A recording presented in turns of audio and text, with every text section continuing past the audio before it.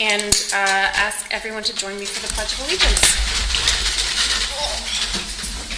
Pledge allegiance to the flag of the United States of America and to the republic for which it stands, one nation, under God, indivisible, with liberty and justice for all.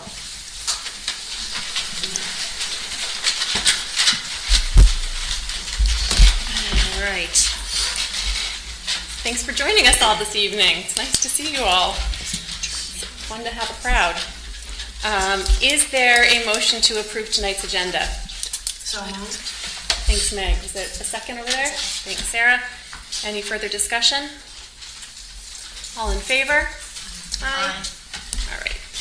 Approval of consent agenda. This evening on the consent agenda, we have approval of the October 3rd, 2023 Board of Education regular meeting minutes, as well as approval of an out-of-state field trip for the Portland High School senior trip to New York City. Is there a motion to approve the consent agenda? Thank you, Tim. Is there a second? Second. Thanks, Meg. Any further discussion? All in favor? Aye. Aye. All right, thank you. Audience of citizens.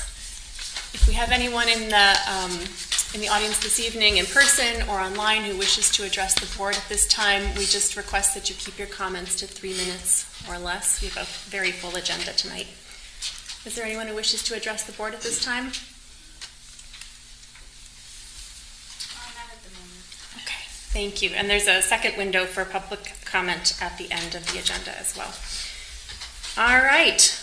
That brings us to our Portland Public Schools Spotlight, and this evening I'm really excited to welcome Principal Mike Searson and his crew from Brownstone. Thank you. Dr. Ben, members of the Board of Ed, thank you so much for having our entire crew here tonight. Last spring, the focus of the Board of Ed Spotlight for Brownstone was our daily Brownstone news. And I say that because I think starting that and then seeing it grow really motivated what we're going to be talking about tonight.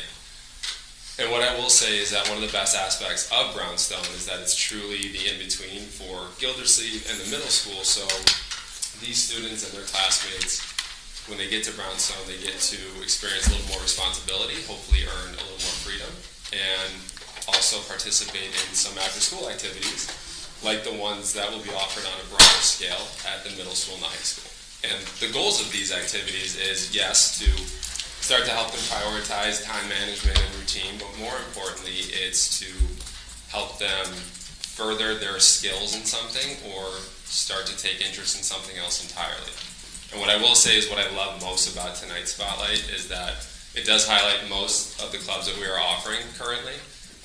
But I also think it illustrates the creativity and the willingness of our students, obviously, and also our staff members who have taken on advisory roles within these clubs.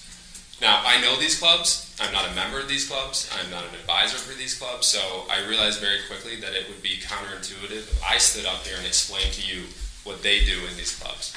So instead, I have this amazing, talented, incredible group of Brownstone students who are here tonight to make me look good. No, in all honesty, Jude, Bianca, Avery, Eddie, and Jameson, Whit, and Cora are all here to come up and share with you a little bit about the clubs in which they participate, what they enjoy about them, and why they think it makes Brownstone an even more special place. So I'm going to turn it over to them. Jude?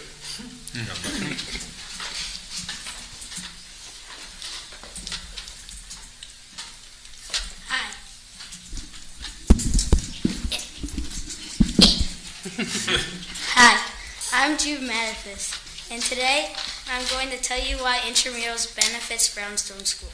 The average time spent on technology a day is 6 hours and 40 minutes. Well, taking 1 hour away of getting outside would help that, right?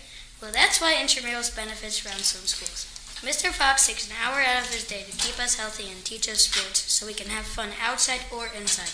He puts in effort to help everyone do what they want to do. He also does not stay with one sport. He does multiple sports in the session.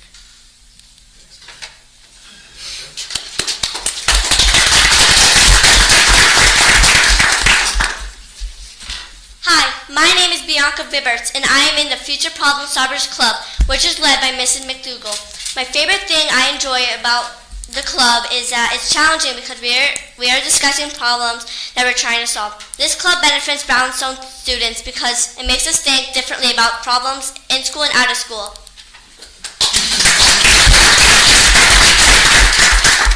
Hi, I'm Avery Berard, a 6th grader at Biz, and I'm here to talk about the Makerspace Club. I enjoy making projects around our theme, the zombie apocalypse. Miss Jolena brings kids together after school, which helps us get to know each other. I enjoy seeing the smiles on kids' faces and hearing their happy conversations during club. One thing I enjoy is being able to have free time. We stick to the curriculum, but we also are given time to create and make whatever we want. This club brings creativity to Brownstone.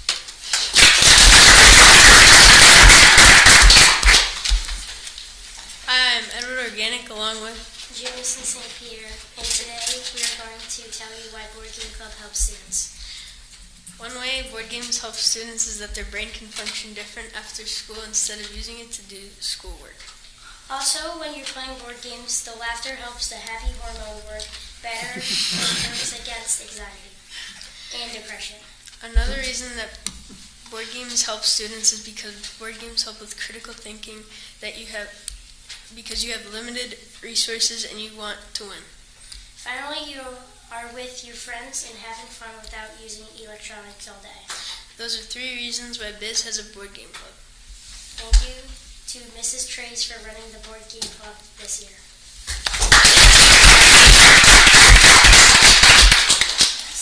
Hi, I'm Whitney Gatto from the Nutmeg Book Club. The Nutmeg Book Club is an after-school club where we read one book at a time and talk about it together. The club lasts an hour and a half long, and we meet in the library with Mrs. Giolino and Mrs. Jen from the Portland Library. One thing that I enjoy about this club is that it encourages me to become a better reader than I was before. This club benefits the Brownstone students because it leads to a deeper understanding of books, which leads to better stamina in reading and schoolwork. Something special that Mrs. Giolino is trying to do is get one of the authors to video chat with us during this club. Thank you.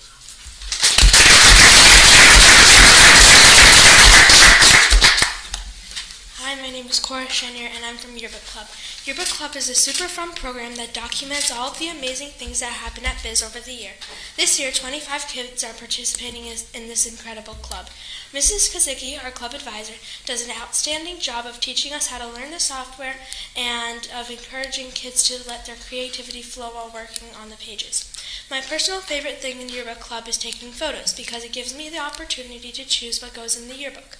When the yearbook gets published in June, students have probably forgotten about what happened in November, and it's a fun way to recap what we did in the beginning of the year. Also, it's really cool to see that the pages you designed are being admired by your classmates. Yearbook Club is a really special opportunity for Biz students, and we're really glad that you funded this after-school program.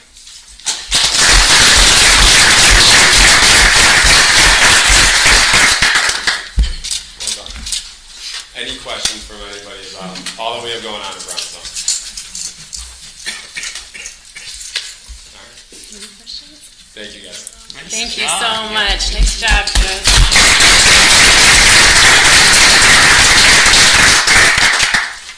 And kids and families, please don't feel like you need to hang out for the rest of the meeting if you need to get home and go about your evenings. Although you, of course, are welcome to stay. No, get out of there. We will give them a minute. Geez, you know how to clear a road. One of my many skills. Better than pulling a fire alarm. Oh, gosh. Homework and Yeah, absolutely. All right, that was wonderful. yes, and really exciting clubs. I like the Nutmeg Book Club myself. I hope they do get an author. Yeah, it's pretty cool. All right, student representative report. We have both of our student reps with us this evening, and we're excited to hear from you. Okay, so regarding current events at Portland High School, the freshmen and juniors, they recently took their PSATs, and the test was fully digital this year, which is new. to Lester. The testing was successful and went well overall. Students can expect their scores in the coming weeks. DECA is attending the Fall Leadership Conference next Monday, and in November, they are also planning on traveling to Austin, Texas for their DECA Power Trip. Regarding athletic sports teams,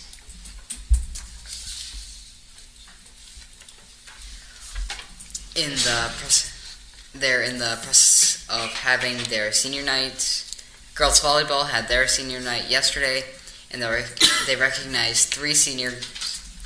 Girls soccer is on track to have their senior night this Friday, and boys soccer is scheduled for next Monday. Both games will take place at Oakwood. Fall sports are just about halfway through with their seasons. This means that Family ID for the upcoming winter season has opened and eligible students can start to sign up. Cheerleading tryouts have already been scheduled and they will take place at the end of October. Basketball tryouts are yet to be announced. Students that have fulfilled the requirements to become an NHS member have recently submitted their applications and essays. Tri-M, the Music Leadership Society, had their application deadline yesterday. Students had to write an essay stating how they would be an ideal candidate for Tri-M. Results for both of these societies are scheduled to be reviewed and announced in November. And lastly, the musical was announced only recently, but auditions are up and coming and they will be held next week. Wonderful. Thanks for the update. Do we have any questions for our student reps? What is the musical? They announced last week. It's Yeah. Matilda. Matilda. Isn't that exciting? Thank you. Yeah. Any feedback about the PSAT being on the computer? He didn't take it because he's a sophomore, so I took it. I liked how it was digital because you could kind of like go at your own pace and you weren't stuck to the set schedule of break at this time, break at this time. Students kind of went at their own pace. And I just felt it was overall easier, not having to fill out the bubble sheet and trying to find like the numbers that correlate. I found it was easier, but I don't know if any other student would disagree with that. Good question. Anything else? No, I think that's right. Welcome. Thank All you. right. Thank you both. All right. Communications and updates. Dr. Britton. Thank you. A few updates for you. Let me start with some of our facilities related things. So I took a walk on the track today. It's coming right along. The rubberized surface is now on the high jump area and the pole vault area. The rubberized surface is going on the whole track. I think they were going to start it today or tomorrow, the oval area. That'll take about a week to dry, and then they're going to spray it all red, and then they're going to line it. So we're on track, I think, to have that done and ready to go first week of November. That's the hope. Is that really exciting? Yeah, and it looks beautiful. I took a walk out there today. It would be really awesome if you had a pair of like roller skates to go around it now. it's really Although Charles, Frank Cardona did send out an email to us reminding everybody to please stay off the track for the next couple of weeks. Any footprints on the track right now would set us way back. So let's not encourage anyone to roller skate. Maybe I wouldn't recommend getting a go-kart out there or something. Boy, you could have a lot of fun right now. I'm sure. But it is an amazing piece of engineering that I've they been put watching out it. there. It is amazing. It is I've been amazing. up there a few times. Yeah, if you have a chance, watching it from the second floor of the middle school, it's an incredible process. Those folks have worked really hard on it. So, and thank you to Bob for all his work keeping tabs on it and helping keep things organized. So we're almost done. It's great. Fingers crossed. It's really exciting. Stay off the track. Stay off the track, yes. Don't follow my advice, please. As fun as it might be, right? So, On the new sidewalks.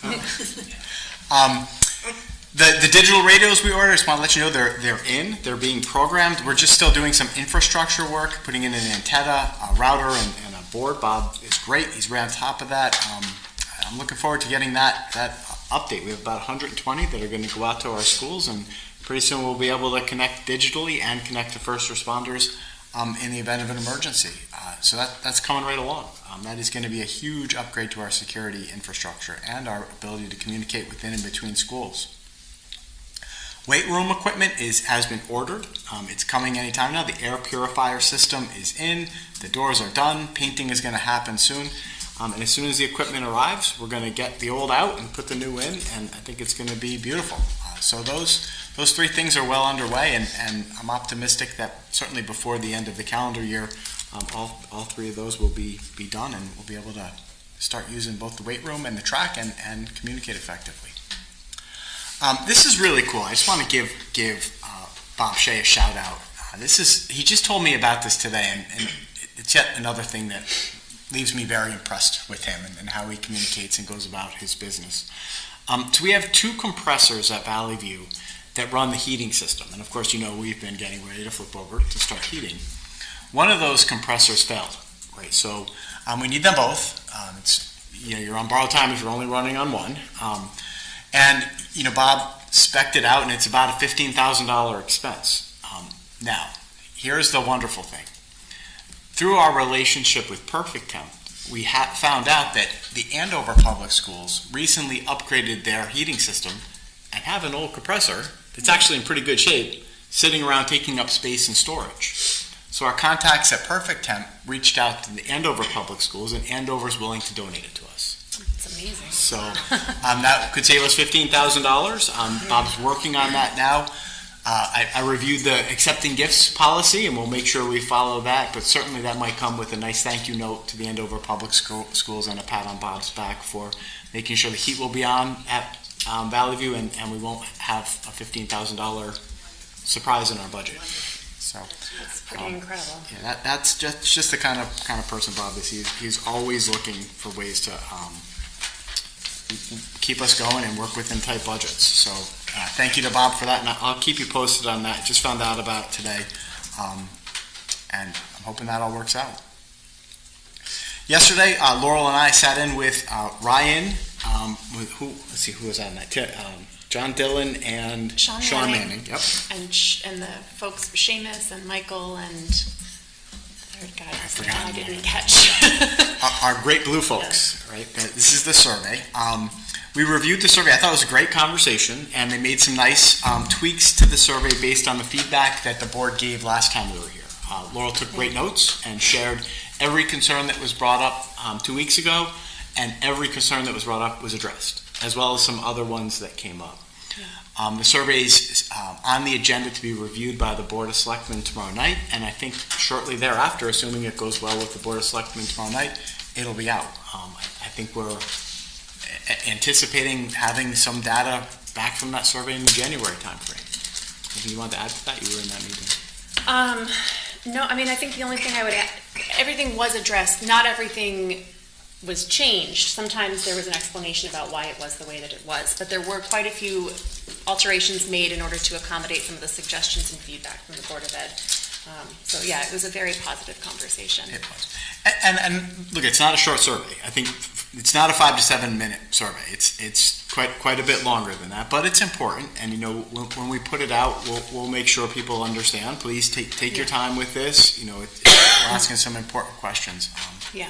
But hey, I'm excited and interested in that data. And you know what, Ryan did just share with us this afternoon. I think I saw that email come in. I haven't had a chance to look at it yet, but he shared an updated draft based on the feedback from the meeting yesterday that will be shared with the Board of Selectmen at their meeting tomorrow night. So I'll be sure to send that out to the board along with a few notes from the meeting yesterday, and you can take a look at it. If you catch any other typos or edits or questions or concerns, you can send feedback through the remainder of the week, and I think there'll be another round of touching base with Great Blue. For sure. In that same vein, I'm working diligently on the EdSpecs plans for several different scenarios. I've shared them out with the leadership team and gotten feedback from them. I'm going to use that feedback to make a sort of second draft. And then my intention is to engage the entire faculties at Brownstone, Valley View, and Gildersleeve in a discussion about that on the November Professional Development Day. I'll take that feedback, make any changes to the plan or updates based on faculty input. I want everybody to have eyes on this. It's very important and reflects an awful lot of ambition. What I'll do with that draft then, which will essentially be a third draft, is share it with Friar. Right? Get their input on the design of it, the doability, the feasibility of it. I think that I'm going to be ready to share those with the board in the December timeframe. So we're going to want to talk about whether we do that at a regular Board of Ed meeting, or I think it might be time for a Saturday retreat. If we could maybe have a breakfast together, or maybe one afternoon and maybe an early dinner together, and have a special board meeting or board retreat for us to share and discuss those. Certainly they're lengthy, they're long, and they're very important. But ultimately the board is going to need to vet, deliberate on those, and then once a path is charted, vote to approve the ed specs report, which would then lay out the design going forward. So when you say several scenarios based on the recommendation of the Facility Study Committee and anything else that you want to share? Yeah, so just that I'm sort of doing what I didn't want to do. If you remember when we were going through the facility study process, I was kind of saying let's get to the point where I can write one ed specs plan based on one approach that everybody agrees to. Based on feedback, conversations at Board of Selectmen here, this Great Blue Survey, I'm still thinking that the community isn't yet settled on what the path forward might be. Right. So I'm writing one now for each scenario. Okay. Right. And they're all very different and all have an awful lot of work in and of themselves, but I got to do it because I just can't wait, right? I mean, no. The clock is ticking, and if we're hoping to hit that June 30th deadline that Stephanie and I have to submit an application to the state for the matching reimbursement, and the November 2024 election referendum, it's not like, okay, I can wait a little bit and do one. I feel compelled to do them all right now. I'm feeling a little bit like, some of that work will be for naught, but so be it. They'll be ready. They're in my drawer. They'll have been vetted. Faculty will have seen them all. Fryer will have seen them all. And when we are getting settled in on one, I'll have a good, solid draft ready to go, whatever that scenario might be. Do other stakeholders, in addition to Board of Selectmen, faculty, all of that, are there any other stakeholders that would be looking at those ed specs? Not yet. Right now it's been me, right. The leadership team, Bob, Stephanie. But when they're ready to go and you're ready to release them, would they be released to the public as well? Oh, they absolutely. Okay. They would be subject to freedom of information requests. Okay. One, but also something we'd want to share. Share, and then maybe some focus groups or something that would of course help us to. Yeah, and let's not forget the most important thing that these ed specs are going to do is when they get to Fryer's going to take a look at them and say, how much? Right. Right. I mean, let's not forget that our work with Fryer in the past, they've given us sort of industry standard guesses at what these things might cost. Yeah. But they've been very clear through that process that that's subject to change based on what you ask in an ed specs. So the ed specs is going to drive Fryer's consideration about the dollar amount that it would cost, which I know is probably the most important consideration for many people. I think. Well, it's where the bonding is and what the state reimbursement is, and so it goes on from there. Yeah. Okay. So along the path of that, the board won't see any versions or drafts or where you're headed with that until the day you have a final product you want us to approve? Oh no, what you will see is definitely a draft, right? And you, as the board, you will move it from draft to final version based on your input, right? So what I want to get to you is a draft that's pretty well vetted, right? It's been right. Looked at. People with different eyes have looked at it. So what I can share with you, isn't done. I mean, it's very much a draft, but instead of a first draft, it's going to be like a third draft. Because I do want the leadership team's eyes on it. I want the faculty's eyes on it. I want Dawn's eyes on it. A lot of people who have insight into the programs, the facilities are going to be, supporting. You need to look at this, and Fryer, of course, needs to look at it. So when I get it to you, it will have gone through a process of review that it won't be done by any stretch of the imagination until we come out of a retreat. You've had your input on it. I've taken your input and made a fifth draft, right? Which then might become the draft. Like at some point, the Board of Ed is going to need to vote to approve an ed specs plan for something. Right. And so, I mean, just so maybe in ed spec, it sounds really esoteric, but it's really like how many doors, how many windows, how high are the shelves in the library, how many bathrooms are there, kindergarten rooms. Exactly. It's all of that, which really is best described by teachers who are using the facility and teaching the curriculum. Do we want a drone lab because we have a drone program, et cetera, and then we'll find out how much it costs. That's right, and I would say that, if you go to the facility study report, and linked in that report are several ed specs report, one from South Windsor, one from Ellington, one from a Cruck Magnet school. You can go look at those, and in looking at those, you can probably anticipate what the one I'm working on will look like. I mean, they're not all that different, and I haven't reinvented the wheel in any way. It's things like vinyl flooring, dimmable lighting, acoustically treated rooms, that type of thing. So if you're curious, if you want to get a sneak preview, I would say go look at the South Windsor one, particularly because we visited South Windsor, and they have four very distinct exactly. ed spec plans for four very distinct buildings, which are elementary. Exactly. So if you can, by looking at those plans that are linked in the report, you'll get a very, very good sense, if not exact sense, of where my head's at with respect to these plans. Now, there are some nuanced differences, especially around Brownstone, which is a unique footprint, and I've heard from folks that we want safe drop-off and pickup and green space for kids to have recess on. So that's different than what South Windsor might have had to deal with. But certainly you'll see those considerations reflected in the ed specs that I'm working on. I'm excited. Have at it and give us the... So would the board see that in advance of a retreat, so we have a chance to look at it? Of course. Okay. Yeah. I just don't want to get there. No. It's 36 pages long. Yeah. Yeah, I'll give it to you a week before. I know exactly what net spec is. Ultimately, it's your check off that leads to a bottom line number of costs. 100%. Yeah. So that's where. Yeah, no, you'll get it at minimum 2 weeks before, or a week before we get together, and some light bedtime reading for you. Okay. That's exciting. So more to come. Those things are happening. Thank you. Our life skills program. So you'll see in your packet, we did receive a resignation from David Krupp, who was our life skills teacher. Now, I just want to point out, if you look at the date, it always seems to happen right before board meetings. It's remarkable to me. The date on that was Monday afternoon before our last board meeting, right? The effective date of the resignation was the Tuesday of our last board meeting.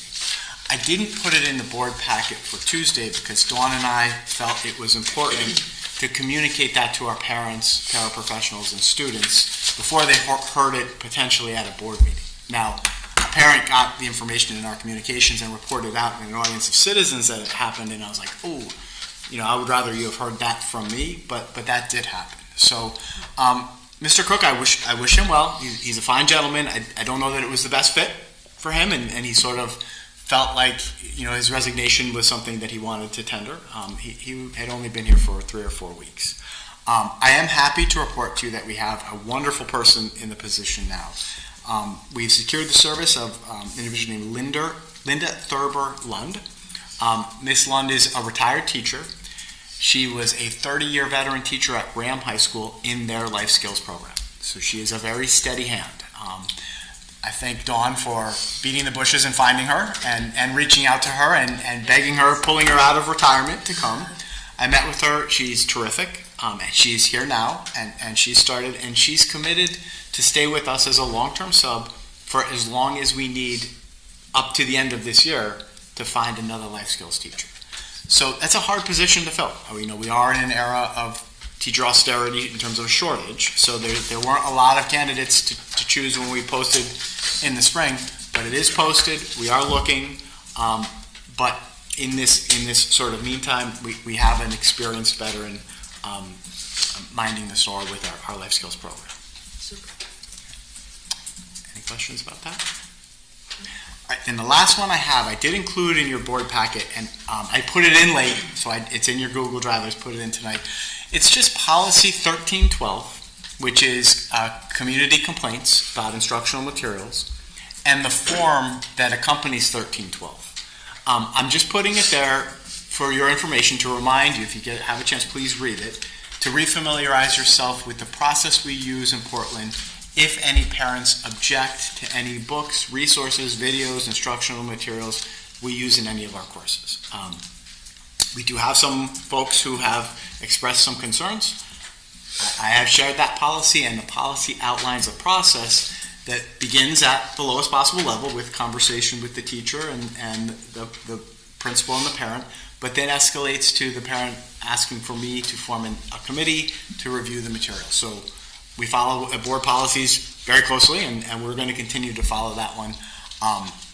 So I just put it there as be reminded that we do have this process in town for folks to bring forward complaints or concerns about instructional resources.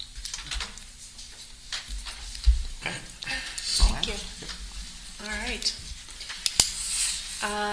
Assistant to the Superintendent for Business and Financial Affairs, Stephanie, you want to talk us through the first quarter report? Apologies for getting the narrative so late to you guys. But it's the typical, I go over this every single month basically, so it shouldn't be anything of a surprise. I do like the quarterly report because it shows, compared to last year, where we are. You figure we're a quarter of the way done with the year. So mainly the accounts, the salary ones, if you're 75% and over remaining, then we're doing pretty good. And our top three, between certified, classified, and custodial, we're right there. So I have no concern as of right now in those line items. I am watching substitutes because I do see the bills come in every month, and with how many subs that we have been using, so I will be watching that account. The natural gas, the diesel, I don't know what's going to happen with pricing, with everything going on. So really, I mean, as of right now, we're doing okay. And if anybody has any questions about anything you see on here, for me to elaborate on anything else, we've been in school about a month, right? A little over a month now. A lot of the things have been encumbered. I'm still waiting for some student services purchase orders to go in to kind of be able to get an idea of what that area is going to look like. I will say, just like Charles, last minute things come up right before the meetings. I looked on the state website because after they go through the state reports and they figure out what our net expenditure per pupil cost is, that's how we get the calculation, not the calculation, but our threshold for excess cost. So I actually just happened to go on today and look, and our threshold this year is $92,293, which is $5,983 higher than last year. So last year it was $86,310, this year it's $92. So it's not great news because that means we have to pay $5,983 more that we have to pay. But I'm hoping that they figure out the reimbursement percentage. I'm calculating at the lowest possible. I don't want to run into any problems like last year. And then it'll just be a nice surprise if they increase it. Can you repeat that top figure, 92,000? 92,293. So that's the number you have to reduce off of the total cost for outplacements, or our higher cost That's students. all Yeah. So what's the reason for why it's $5,000 higher this year than last year? Our net current expenditure per pupil went up. So we were, I think, around 18.7 per student, and we're over 20 now. Okay. And that just takes into account our expenses for the year divided by the average daily, I don't know the exact wording what it is, but then that's how they figured that out. And then it's 4.5% of our net current expenditure per pupil. Was that amount increased because of the ESSER and ARP money? Is that why we spent more? No, our budget was higher. It was just a higher Yeah. budget and less. And I actually pulled down to our MBR. I mean, we're well over our MBR. For last year was 22,652.97. Our budget appropriated was 23,547. So we're 894,420. So we're good with MBR. Because I know that was an issue a few years back. Yep. So we're fine as far as that goes. We have a really good education system. Yes, we do. Okay. But really, I mean, mostly it should go up. It should go up every year. I mean, really. It has to, or It has to. Unless something drastically changes within the town, I believe, is when it would change. But as long as your budget is going up, then that'll always go up. And then it's 4.5% over that for excess cost, And if it, for state DCF children, I believe it's only 2 times 2. It's less. I think the threshold for if we have any DCF placements is around 20,000 that they take off instead of it's actually a lot less compared to the 92. So I'll keep, as I hear more, see more. Charles is like, can we call anybody to see? And I said, I am not taking anybody's word. I want to see the money. Damn right. I'm not taking anybody's word. Right. Good point. In terms of guessing at what the percent percentages. reimbursement will be. I'm going to just Yeah. stick with the Yeah. what was budgeted as of right now. Gotcha. Fool me once. Yeah, I know. If anybody has any questions on any of the expenses you see, any questions on what they are.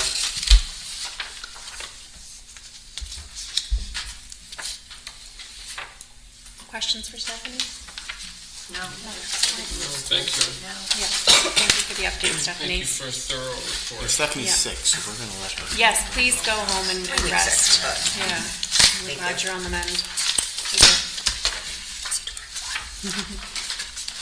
All right, excellent. Thank you, Stephanie. All right. Director of Curriculum, Instruction, and Technology. Hi, Eric.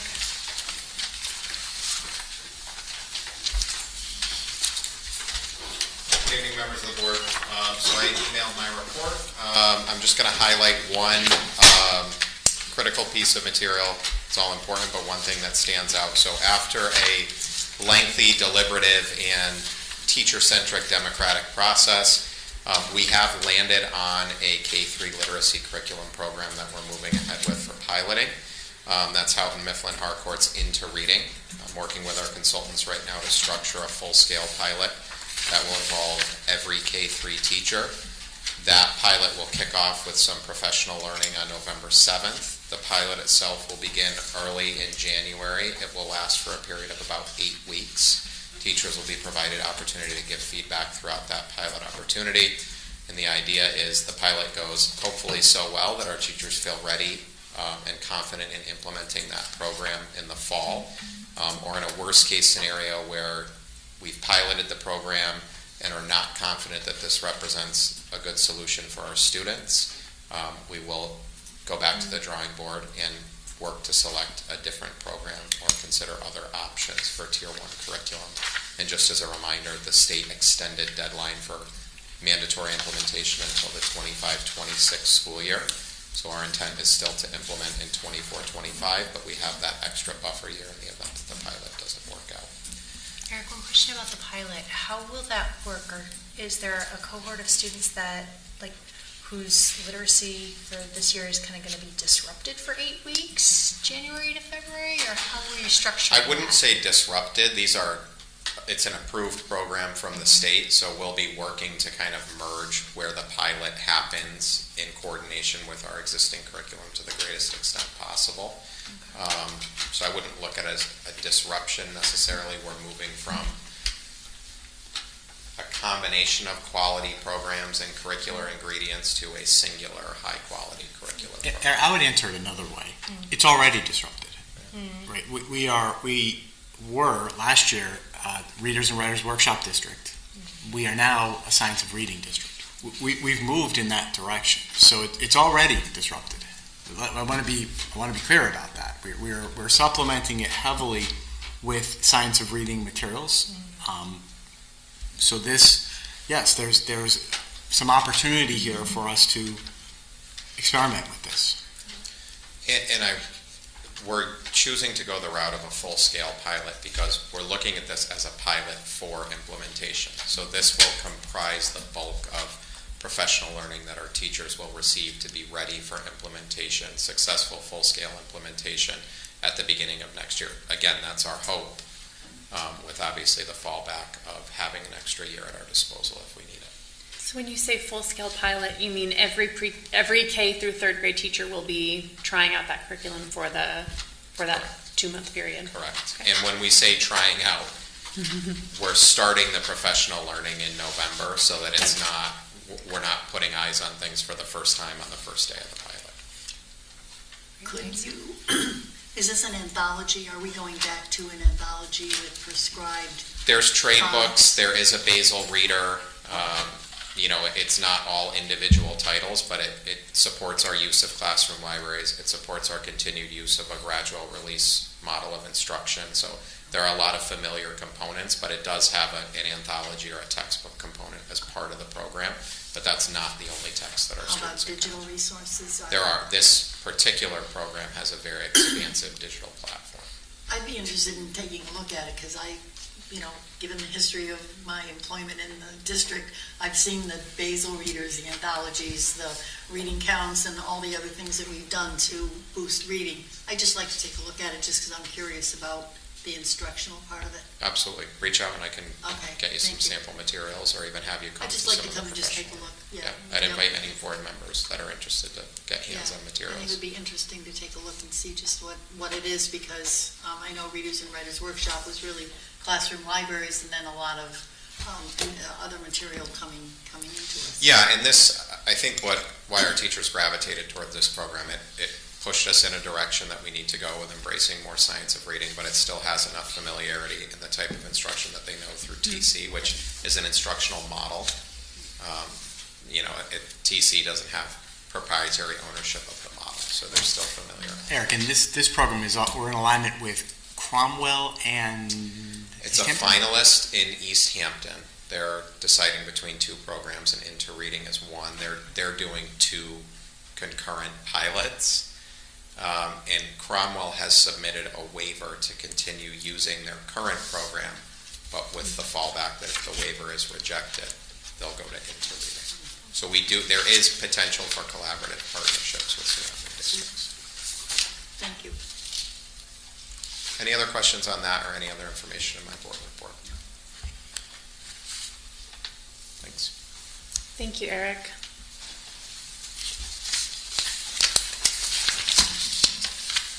All right, we'll move to new business. And actually, Eric, you can come right back on up again.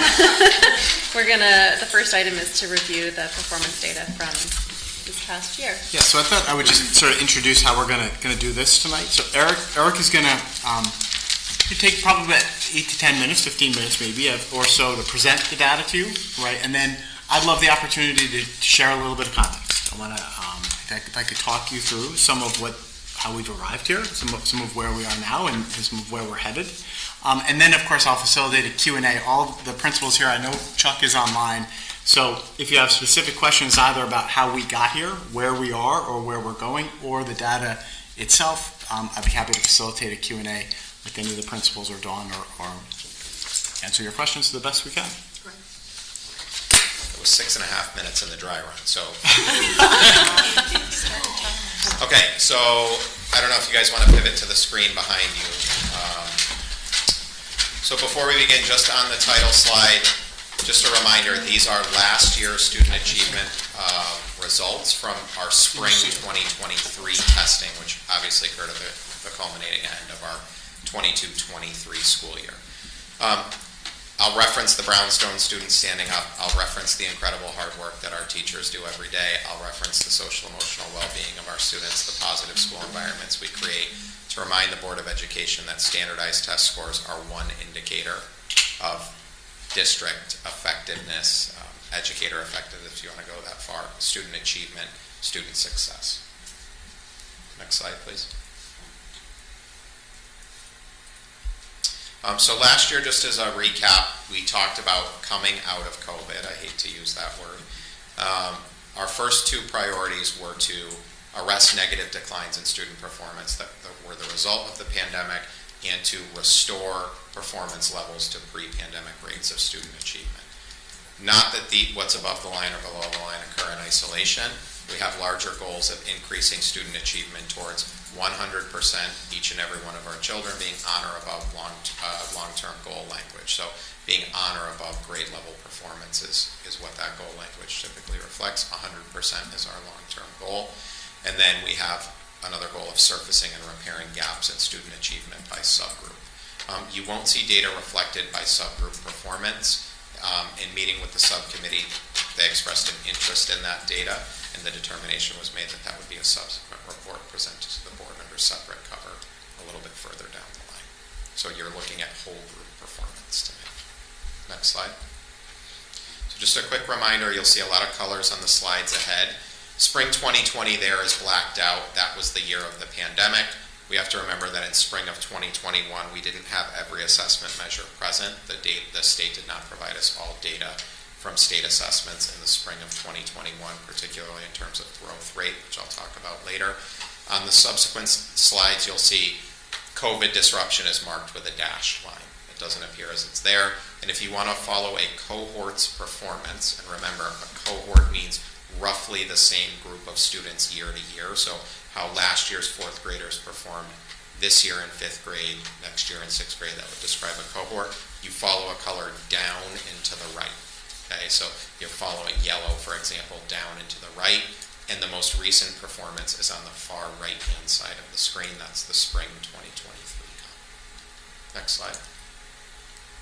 So the first data that I'm going to present you with is our K-3 literacy achievement. This is not a state-mandated measure. This is our internal benchmark assessment known as AIMS-Web. In K-1, we call that measure early literacy. In grades 2 and 3, we call that, it's called the reading test or the reading assessment. And the measure here is percentage of students with average and above reading performance. So you can see the data bears out that we have generally positive trends in performance, very positive trends at the high end of that scale, 2 and 3, where the need, the urgency to get students reading on grade level is high. We're doing a fantastic job meeting that charge at 81% last year. Obviously, there is room for improvement, but 81% represents a high watermark. Next slide.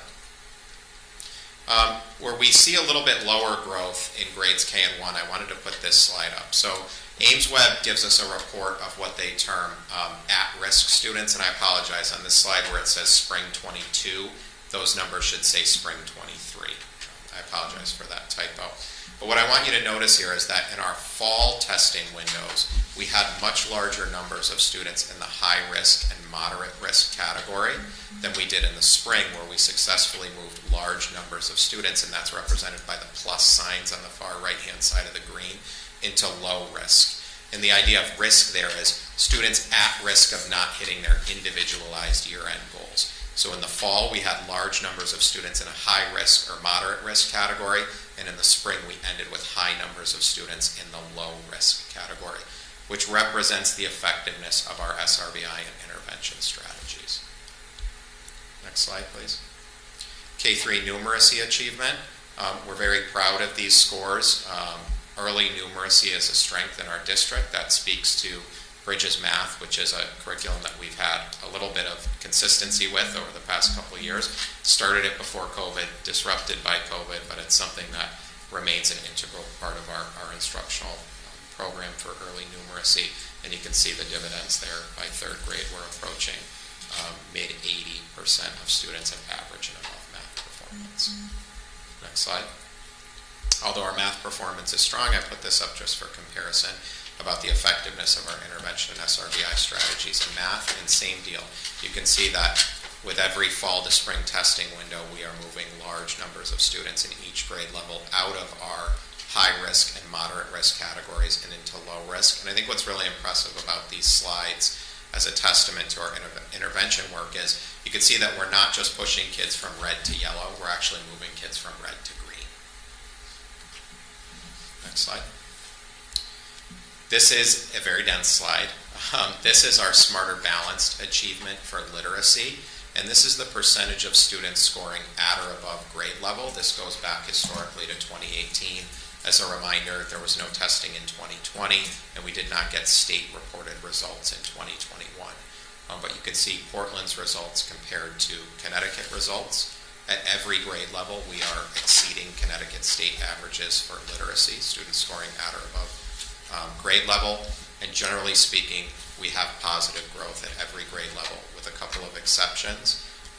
Last year's grade 5 students and last year's grade 8 students had a very slight decline. Just so we can gauge this, 2% is 1 or 2 students given our student population.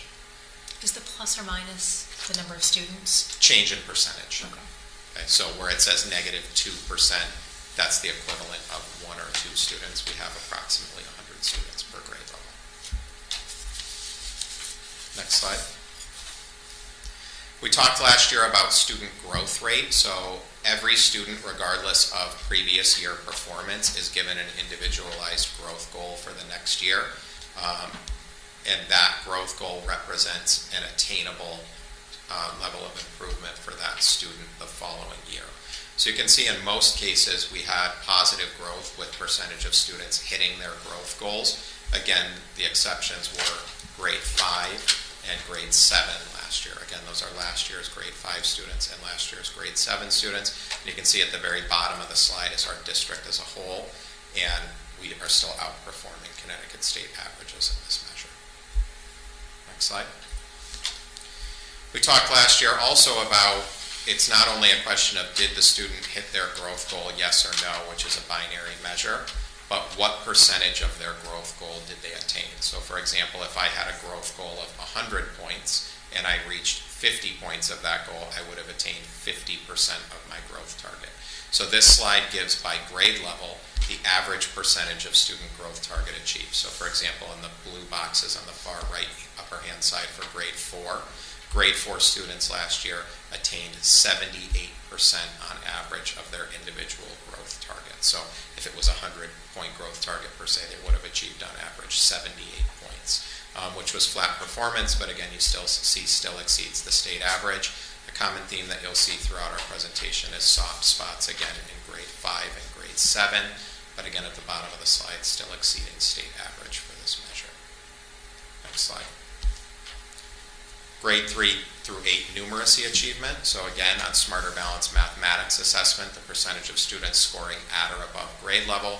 Again, in most grade levels, with the exception of 5 and 7, generally positive performance. And as you can see at the bottom, where we are continuing to exceed state average by 11%. Next slide. Numeracy achievement, percentage of students hitting their growth goals for mathematics.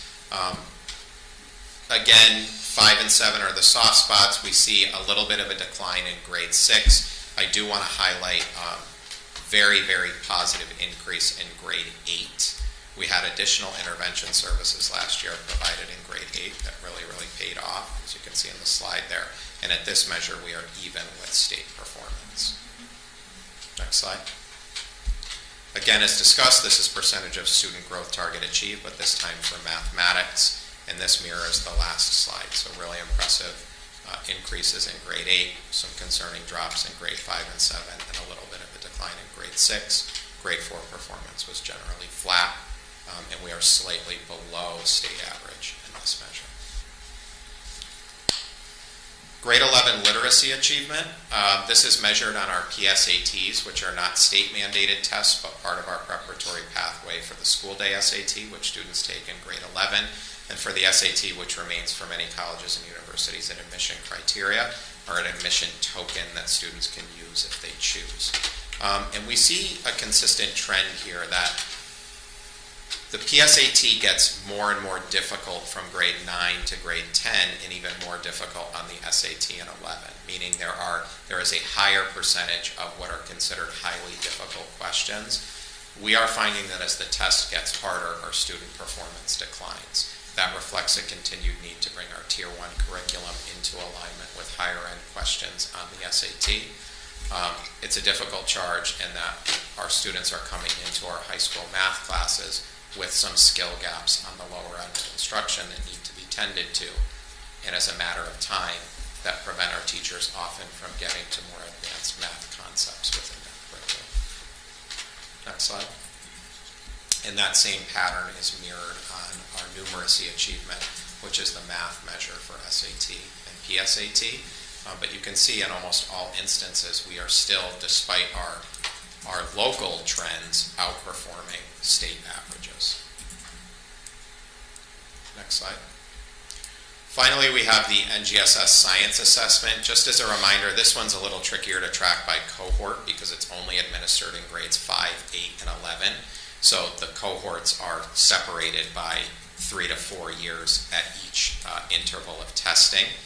So if we look just left to right across, you can see we have generally flat performance, and that mirrors performance at the state. We are still in our performance levels exceeding state averages. So that's the presentation of the data. Next slide. Dr. Britton's going to speak next, and then we'll entertain questions. Hey, thank you, Eric. So I love the way Eric sets up the slides that you follow it by cohort, right? Because to me, that's way more important, a way more effective way to look at our data than comparing year to year. Like how well this year's fifth graders did compared to last year's fifth graders, because they're different groups of kids, right? We're not a factory. This isn't an assembly line. We're not creating the same product. We're working with different groups of students each year. And in that context, I wanted to just spend a few minutes with you talking a little bit about some of our students, and I thought it was great. You saw some of them tonight. And I want to sort of give you a narrative. I want to tell you a little story about one particular group of students, and then you can expand out from this group of students to incorporate the experiences of other students. Right? The group I want to talk to you about tonight is our sixth graders. Right? And this group is a very important group to me for a lot of reasons, and I think that you'll find out why as I kind of tell you the story about our sixth grade. In order for me to tell you this story, we have to go back to before these kids started with us. I want to talk to you about a time when these students in sixth grade were born to age 5. Like what was happening around us from the time our current sixth graders were born to age 5. And you're probably wondering, well, why are you telling me this story, Charles? And my answer to that is student performance is a collection of experiences over many years. I am the sum collection of 52 years worth of experiences. That 52 years have equipped me with the skills and knowledge that I have. So our sixth graders are the sum total of the experiences they have had in life and through the Portland Public Schools. So what was happening from 2013 to 2018? That's the time when these students were born and right before they entered kindergarten, right? So if you cast your mind back to that time, we were aligned to, loosely, the Connecticut frameworks. Those were the standards we were using. Our students were being assessed using the CMT and the CAPT test. You guys probably remember those days. Students took the CMT and the CAPT in grades 3 through 8 and 10. We were working under a law code called No Child Left Behind.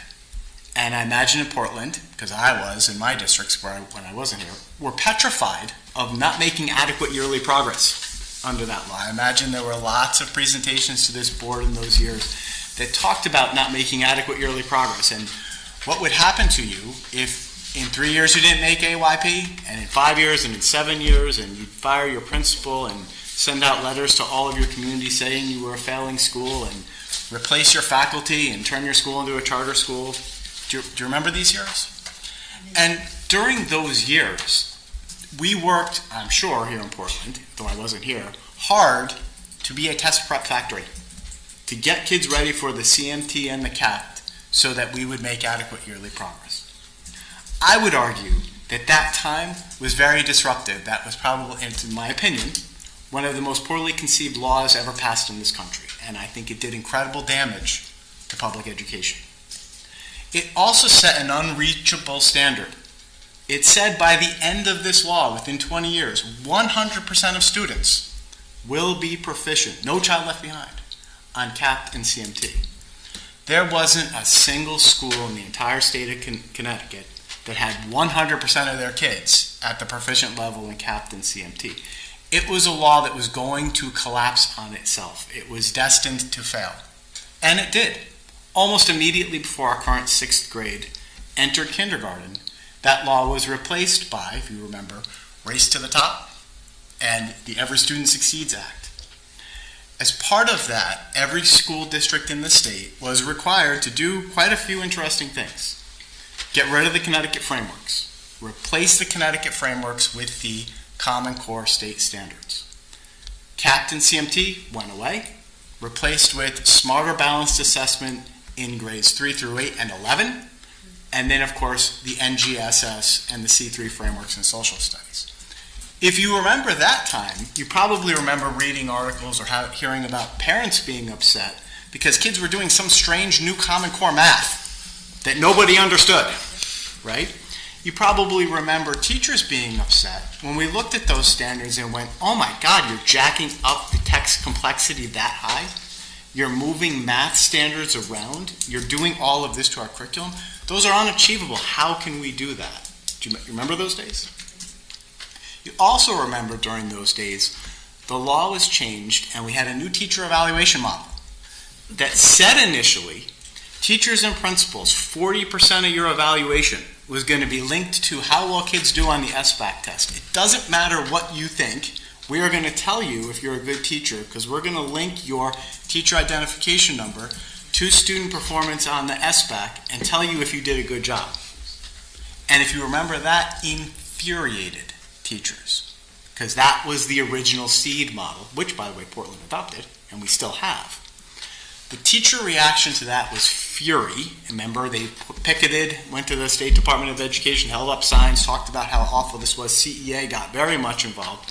And as a result of that, the law changed, and the legislature said, all right, you may not use SBAC as part of teacher evaluation. But they never changed the teacher evaluation plan. So essentially, they ripped the heart out of the plan that we've been using since then. That was in the years immediately before the 6th grade started kindergarten. Incredible disruptions across Connecticut and the nation in education. But hey, our students started kindergarten that year who are currently in 6th grade. That was an interesting year also, because that was the year I arrived as your curriculum director. I joined Ryan, I joined Dawn, and 1 year earlier, Jessica and Kate had been here. So that was my first year here. Pretty much a new leadership team started in Portland the year the 6th graders were in kindergarten. The only administrator left was Scott Giegerich at that time.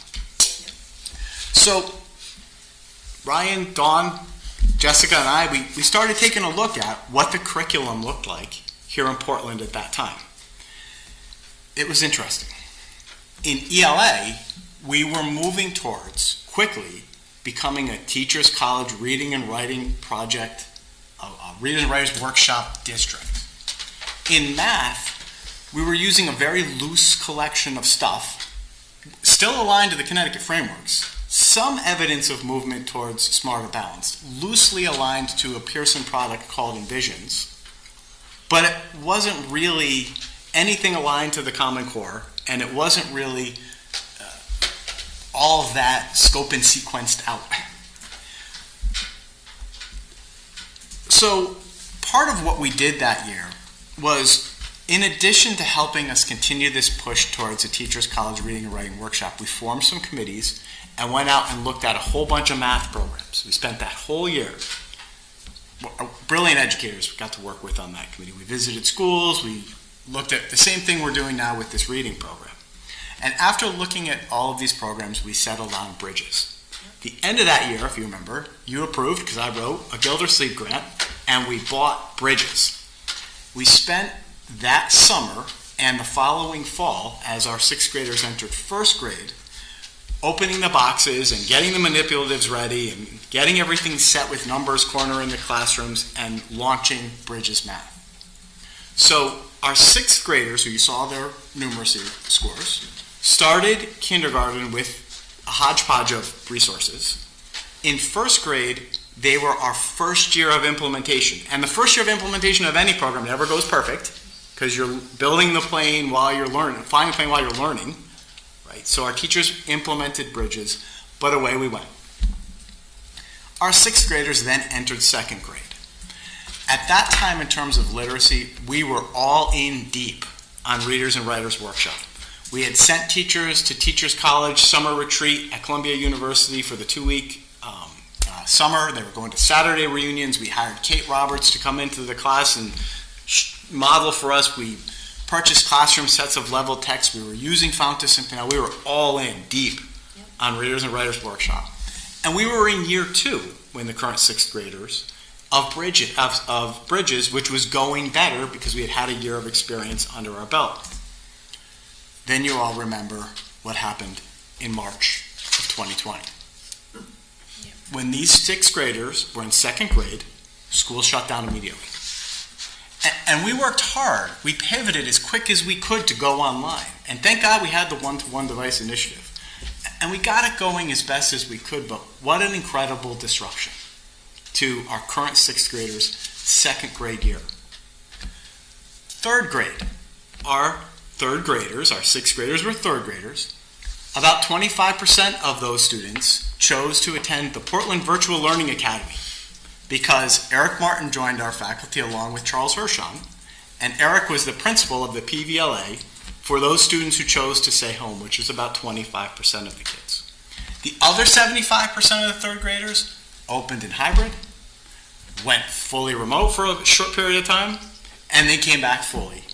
But that year was incredibly disrupted by quarantines and sickness and isolation periods, and oh my goodness, it was a disaster. And it had a tremendous impact on Bridges, because Bridges is a heavy manipulative-based program, and we didn't want to spread COVID. So we weren't letting the kids share resources.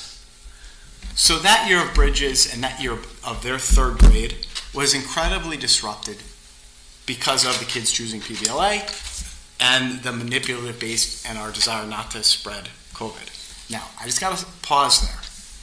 Second and third grade is the year that children make the pivot from learning to read to reading to learn. So our current sixth grader had that experience of theirs dramatically disrupted. And it was disrupted even before the pandemic by shifts to the Common Core and new curriculum that we were implementing. Everybody following me so far? Okay. Fourth grade year, that was the year of the mask. Remember the mask drama? We opened, we were all wearing masks, there was lots of resentment about that, we were still dealing with lots of absences, and that fourth grade year, while we were all in on Readers and Writers Workshop and back to Bridges, it was a very complicated year because our students were incredibly dysregulated and disrupted by the COVID pandemic. That was the year where we had to get back to stability, and we had a lot of challenges with our students, welcoming them back to school and reestablishing the norms of being in school. Remember that? Now we get to our students' fifth grade year, the students who you just saw up here. We welcomed Mike Searset to our faculty. Allison Heim left, and we were very lucky to have Mike join us. So now we have a new leadership team in place. That fifth grade year, we also made a decision to, instead of using Bridges math in fifth grade, more closely align the math program to 6th, 7th, and 8th grade by using illustrative math in 5th grade. So that was another change for that group of students, as well as all in on Readers and Writers Workshop.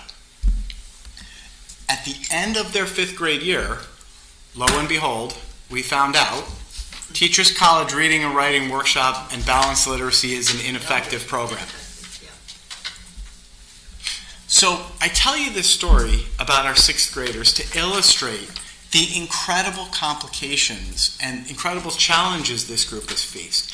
And yet still they're persevering. This is a reflection, there's a good news story in here about our teachers who did amazing work holding it together, about our administrators who worked hard, and about a group of students who were resilient. It is no surprise that we should expect even greater dips than we've seen. And the dips have been there, but they haven't been as bad as the story I've just told you. I also tell you that for a couple of reasons. You should see in the school improvement plans that you approved last week all of the things we're doing now to steady the ship, including 2 new changes that are coming our way. A new reading program, another change in literacy, and a new teacher evaluation plan. All of which is undoing a lot of the craziness that we've been through. I tell you that story just because I wanted to give you some context, some real-world perspective of what our students have been through, how our leadership team has handled it, which I think has been exceptional, how our teachers have handled it, which has been miraculous, and how our students are still strong and recovering, and we're getting back to a sense of normalcy, but we're not quite there yet. And you know, the ironic thing is that we're at the end of changes that are being dictated from above. It's not a reflection of the superintendent or the board or the teachers, administrators who just go out and choose to do these things. This is all reflective of mandates and legislation that affects us directly. Without a doubt, Meg. I wish that some of our policymakers at the state and federal level would watch this tape. I would like this story to be told because I think they need to hear it. They need to hear it, and they need to reflect on what No Child Left Behind did, Yeah. what Every Student Succeed Act has done, Yeah. and I really question SBAC and the Common Core standards and the way we're continuing to be held accountable writ large. Now, we're going to work within that because we have to. I'm not saying we're not going to do it. We're not going to prepare kids for that. That is what we're doing. But we're doing it because the boss said so. But at the same time, we're at the end of above. Right. It's been complicated. It's been a very, very complicated time, and I really see this group of 5th, 6th, and 7th grade students as being particularly impacted by a lot of things that have been swirling around them, and I'm still very proud of them. So with that said, I would open up any questions about that or the data for me, Eric, or any of the principals or Dawn who are here tonight. Is there a copy for us to look at? I took good notes. That I have to tell you it's so helpful to kind of take that global look and really go backward and remember, because similar to education, healthcare is a very similar beast with the federal government putting all these mandates in, and it's not until you're able to take a step back and really look at the big picture that you can really see the impact of those high-level decisions and what we've been able to, what you all have been able to accomplish in the midst of it all. And I'm glad you say that, because sometimes I feel like we think, maybe it's because of the summers, right? Sometimes I think we think of learning in 10-month increments, and it's important that we stop and zoom out, because it was a culmination of experiences, in some cases that begin in the womb, that contribute to the growth of human potential. And healthcare certainly has also played a very key role in how well students are doing.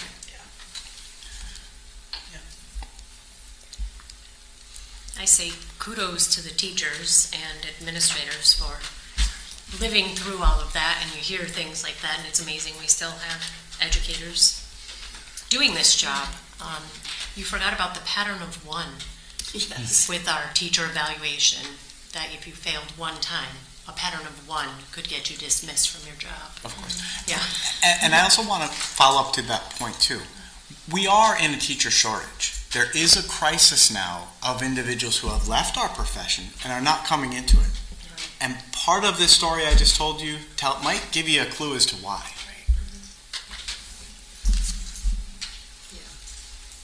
Clearly.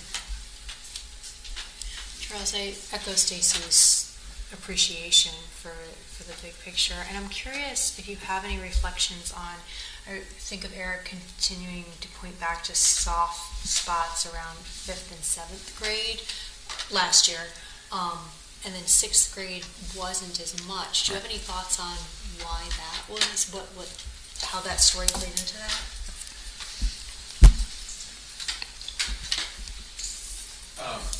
So as Dr. Britton alluded to, last year was the first year, especially for math, that we implemented a new curriculum in grade 5. There is a significant jump in the standards from grade 4 to 5. Grade 5 introduces pre-algebraic thinking. When we saw that data, we were shocked. I would invite anyone into the room of our grade 5 math teachers. That is some of the best math instruction I have ever seen. They are embracing an approach called visible thinking classrooms. Kids are wrestling collaboratively with problems.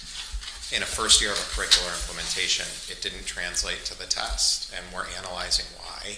And we're also using this year to augment that highly effective instruction with things like starting every class with a smarter balanced question of the day, making more strategic use of the interim assessment blocks, which are small preparatory assessments that prepare kids directly for Smarter Balance.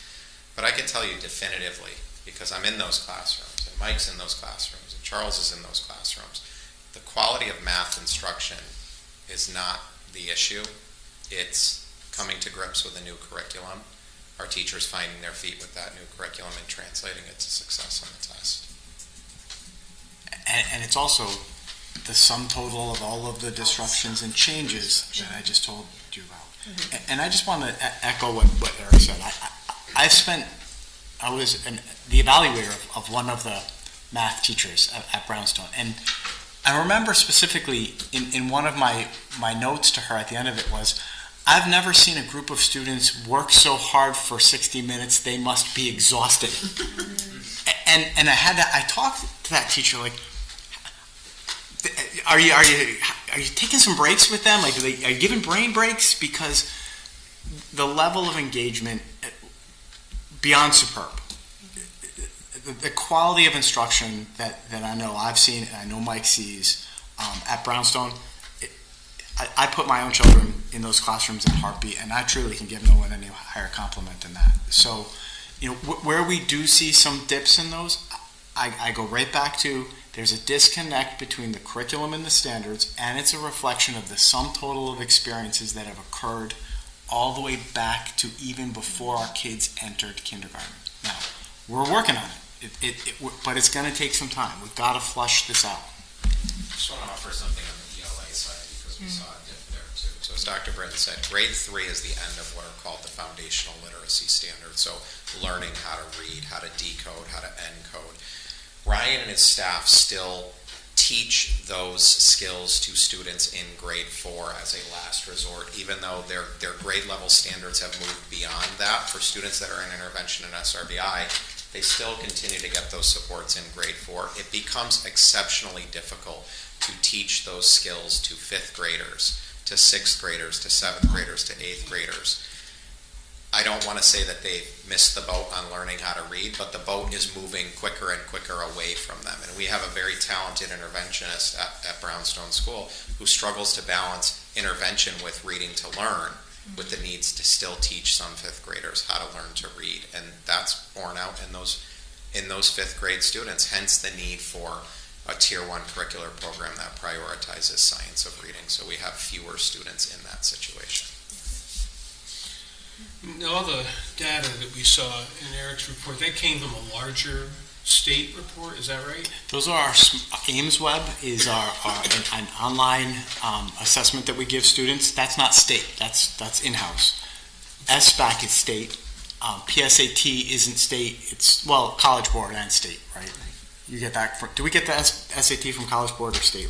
Remind me, Kate.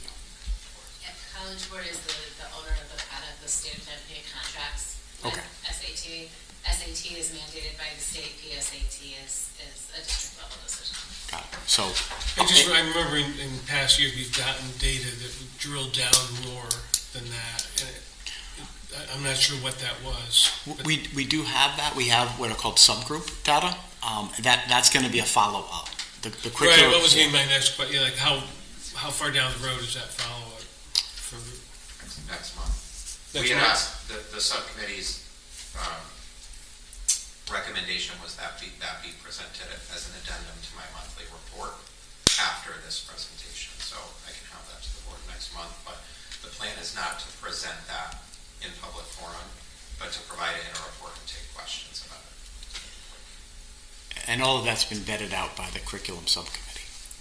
So I have a question going forward to the higher grades. So 6th grade is kind of that.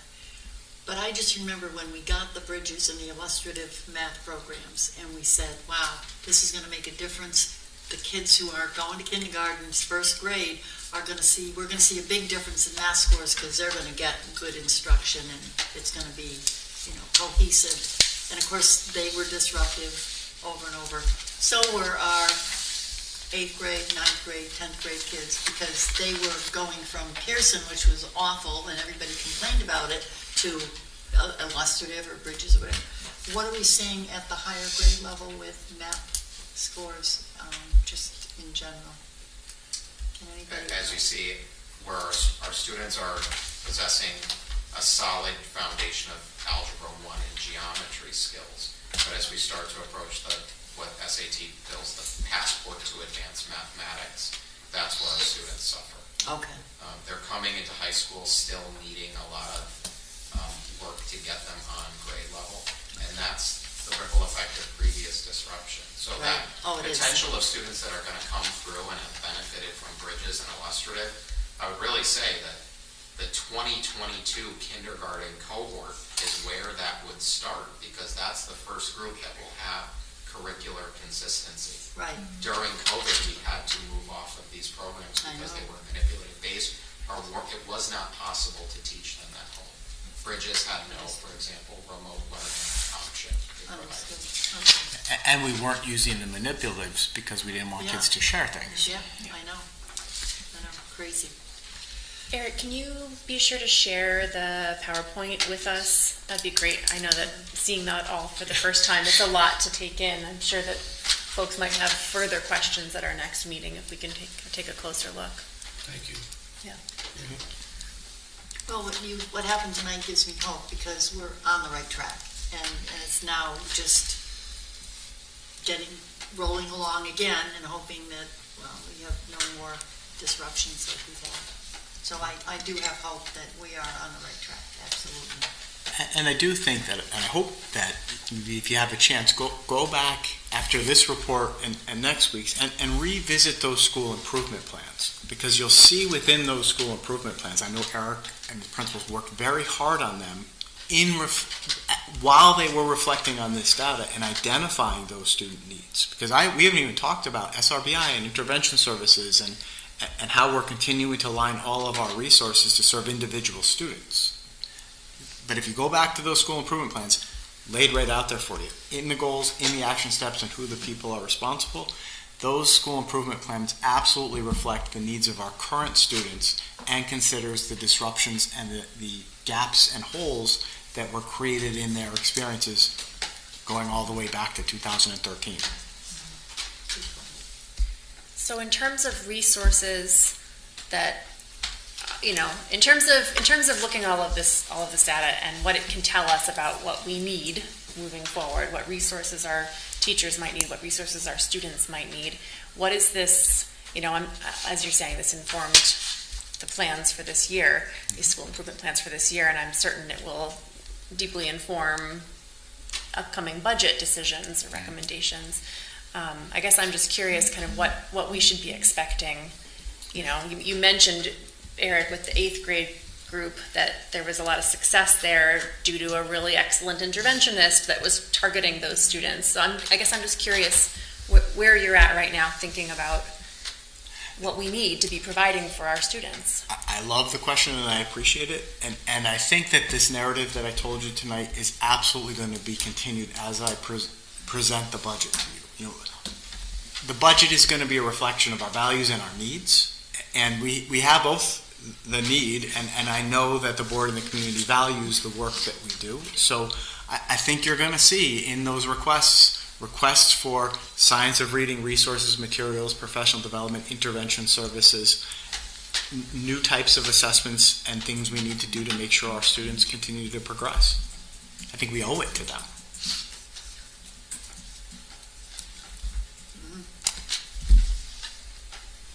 Yeah, I would just echo that,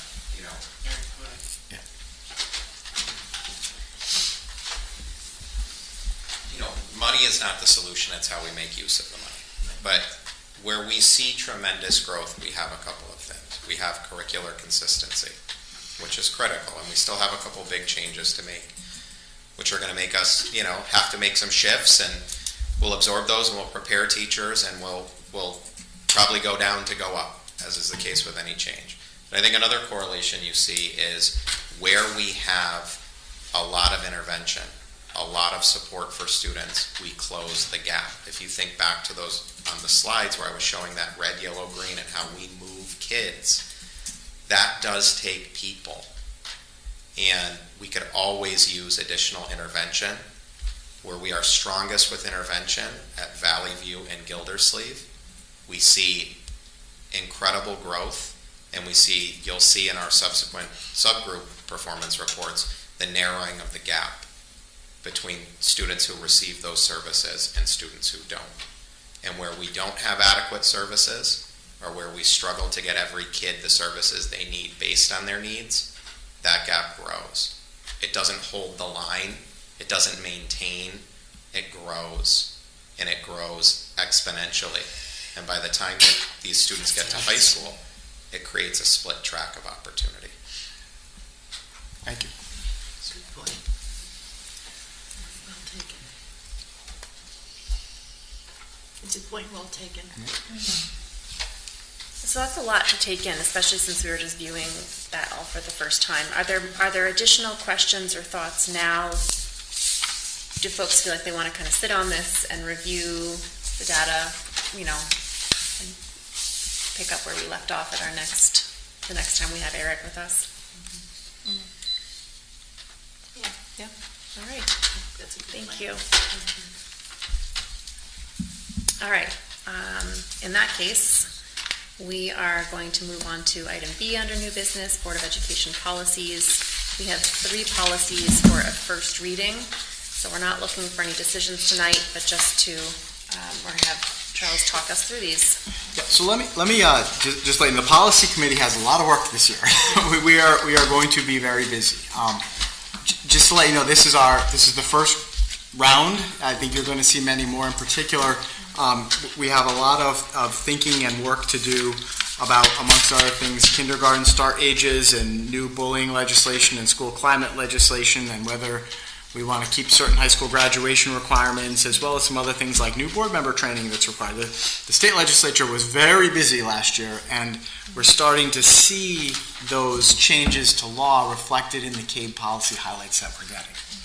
So the ones that you see tonight, the policy committee met last, reviewed the CABE policy highlight, and I thought were very thoughtful in terms of reviewing them, but then kind of picking out some of the lower hanging fruit, I guess I would say. I think that's what you see here tonight. So none of these that you see here tonight are new policies. These are all current policies. We have these policies. You can see if you go to the very end, the dates they were adopted.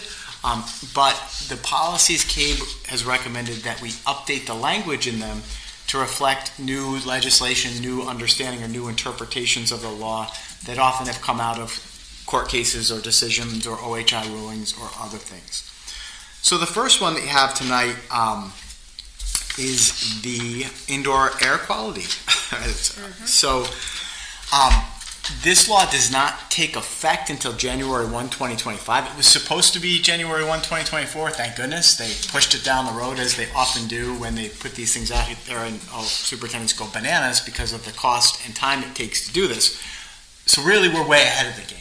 In almost a year, 1 year and a month or so from now, we'll have to do this. There's a new state law that requires more regular inspections of HVAC systems and a deeper, richer type of inspection that occurs. So the policy language there reflects the new requirements that will take place January 1, 2025. I'll stop and see if you have questions.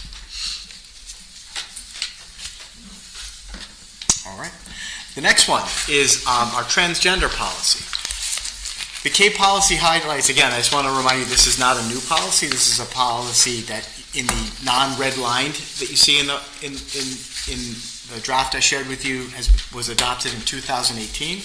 But there have been some changes since 2018 that the CABE policy update recently reminded us of. First, they updated some of the definitions. So you'll see that some of the red line versions under definitions, there are some new definitions that CABE recommends we put in there.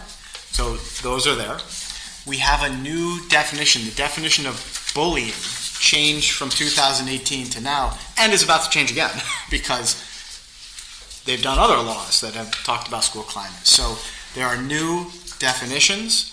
There's a new definition of what bullying consists of.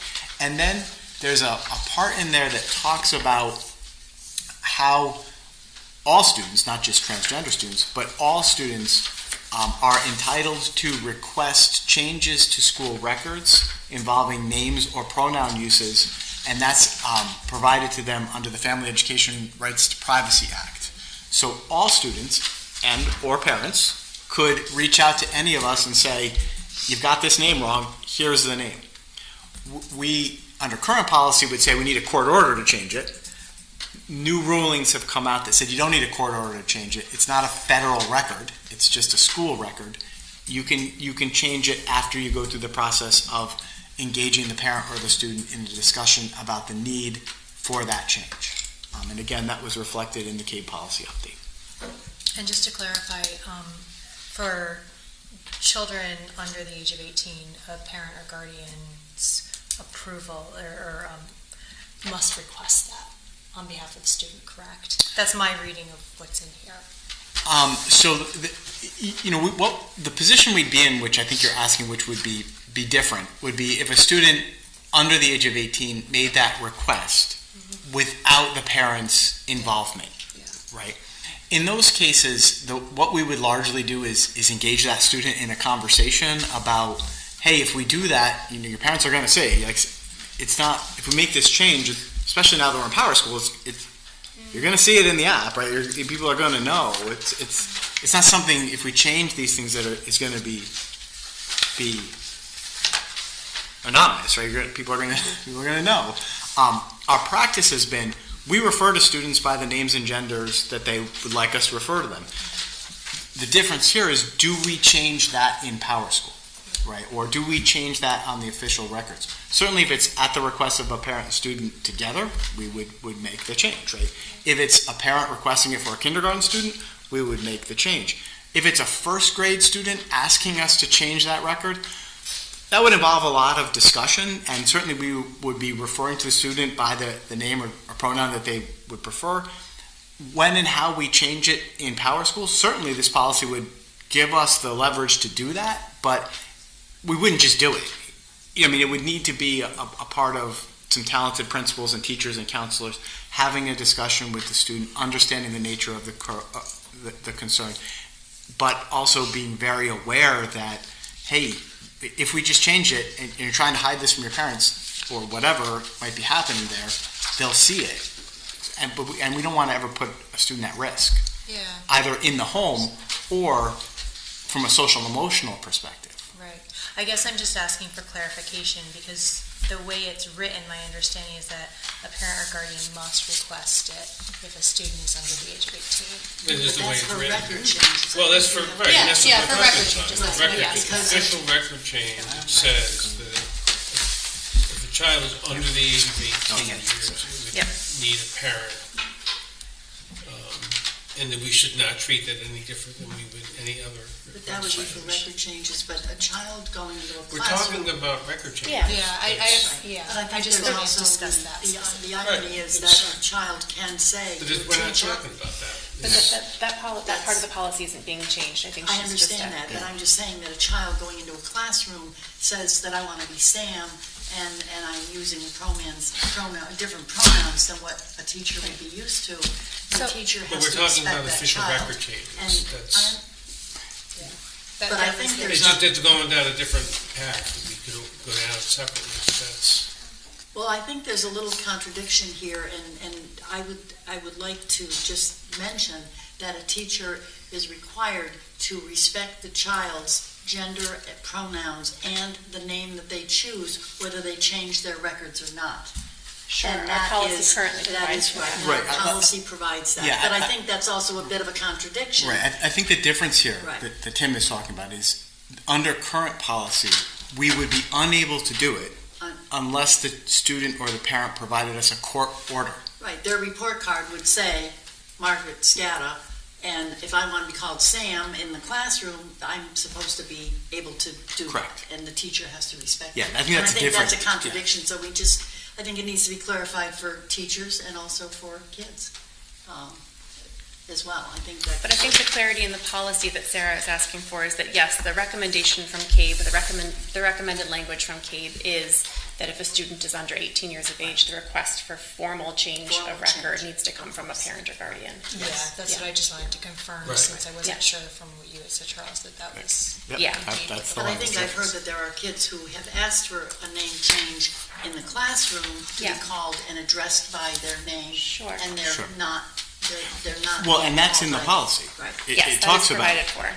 that in the policy. It says that we do that. And we do. Hopefully we do. Correct. Yes. Oh, yeah. Yes, we do. And then the change really is specifically about the official records there, as well as the definitions of bullying and the additional definitions that weren't included. Correct. And just for context, we realized, Tim and Meg and I, when we were looking at this policy together, we realized that there had been a recommended update to this policy that came from CABE right before everything shut down with the pandemic, and our policy shift focused towards managing that. So we'd missed an update in language, and then in this most recent packet from CABE, there was a second update to some of the definitions. So we felt like it was important at this point to catch ourselves up and make sure that we've incorporated the updated language from CABE. And I think it's going to change again with the updated bullying policy and school climate. So I think we'll be back at this with another definition of bullying, probably 3 or 4 updates from now. Yeah. So. Yeah, it's possible. But in the meantime, are there any other questions about the changes to the language that CABE has recommended? If not, I think we could probably go on to the next one.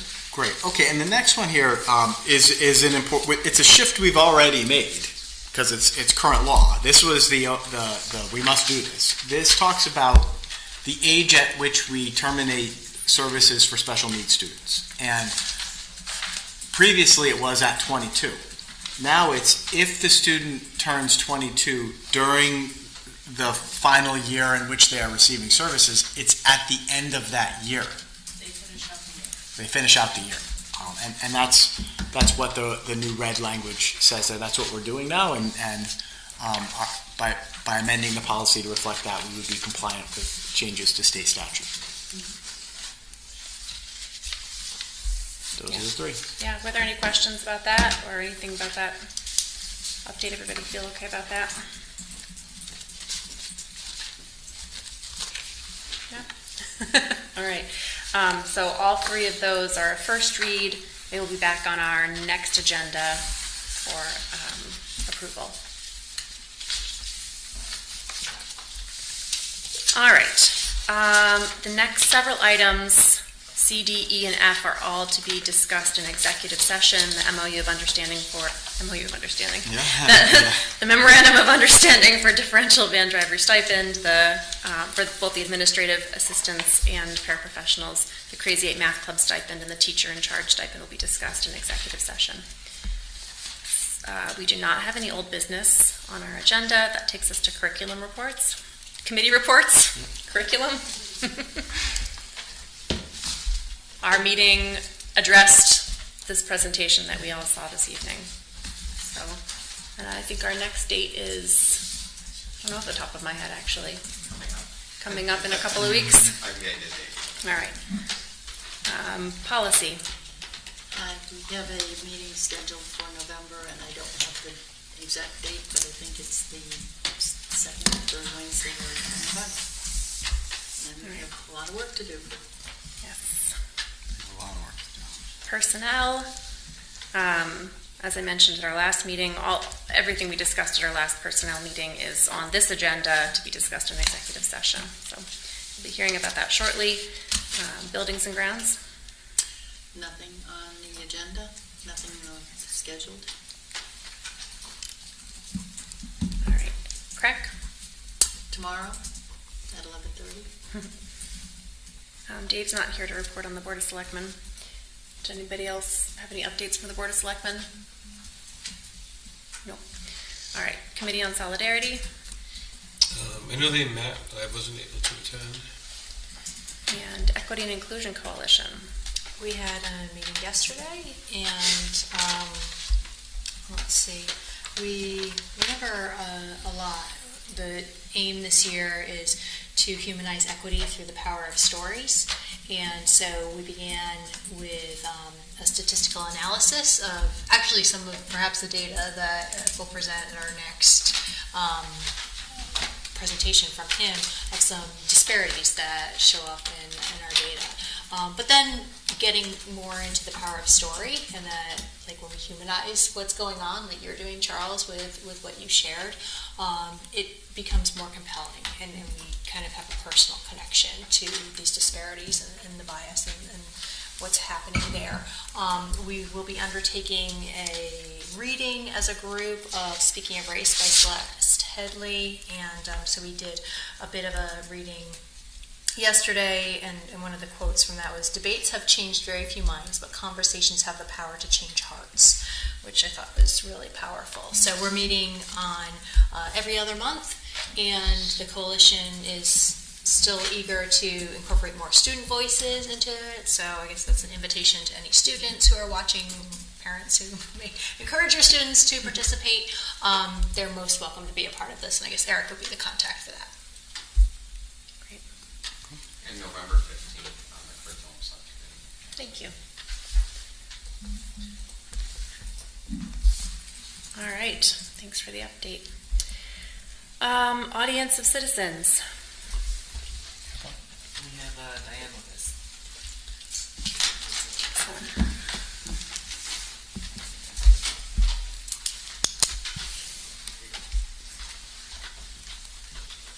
Sorry, can you hear me? Hi, Diane, we can hear you. Hi, I'm Diane Lopez, 22 Old Carriage Road, Portland, Connecticut. I just wanted to absolutely come to this meeting and say thank you. For the last 8 weeks, I've been attending the Board of Ed meetings to get things moving for the Transition Academy. And right now, if you haven't heard, we do have a part-time van driver for transportation for the kids, which is awesome. Ted has secured Slice Works in Glastonbury on Wednesdays, so they'll be starting there hopefully in a few weeks to do some vocational trainings. And lastly, I would just like to give a shout out to Jenny Bell for recreating the unified sports for the middle school and high school. They had their first get together yesterday, and I've never seen Camus come back so happy. So shout out to Jenny for bringing that back to the middle school and high school campus.